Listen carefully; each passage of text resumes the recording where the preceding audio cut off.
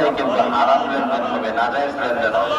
হ্যাঁ, এখন বর্তমানে একটা রেওয়াজ শুরু হয়ে গেছে, যারা বানায় তাদের উদ্দেশ্য ওই টাকা চাই না, উদ্দেশ্য মানুষের থাকে। আর যে বানাইতেছে অনেকে চিন্তা করে টাকা টোকা দিয়ে দিবেন, মাংসই দিয়ে দেবেন। এই দুই ইচ্ছায় দুই নিয়তি বলা ভুল, এটা বলা যাবে না। ঠিক আছে, ওদের পরিশ্রমিক আলাদা, আর যদি মাংস দেন সেটা হলো আলাদা প্রতিবেশী হিসাবে এবং শরীর হিসাবে আপনি তাকে দিতে পারেন। সাথে সংশ্লিষ্ট আরেকটি বিষয় হচ্ছে জবাই করা। জবাইকারী হিসাবে আমরা যারা আছি মাদ্রাসার শিক্ষক উস্তাদ, আমরা স্বেচ্ছায় শ্রম দিই।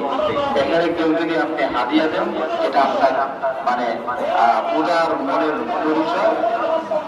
কেউ যদি এটাকে নির্ধারণ করে যে আমাকে এত দিতেই হবে, অন্যথায় জবাই দিব না, বা জবাই দেওয়ার পরে নির্দিষ্ট অঙ্ক দাবি করে, তাহলে সেটি দিতে বাধ্য থাকবে। এটাও কোরবানি জায়েজ হওয়া না হওয়ার ব্যাপারে গুরুত্বপূর্ণ। তো আলহামদুলিল্লাহ বাংলাদেশের ওলামায়ে বিপুল পরিমাণে হওয়ার কারণে আমরা তাদেরকে ডেকে দেওয়ার পর তারা আমাদের ঘরের কাছে চলে আসে এবং তারা উদার মনে কোরবানি দেয়।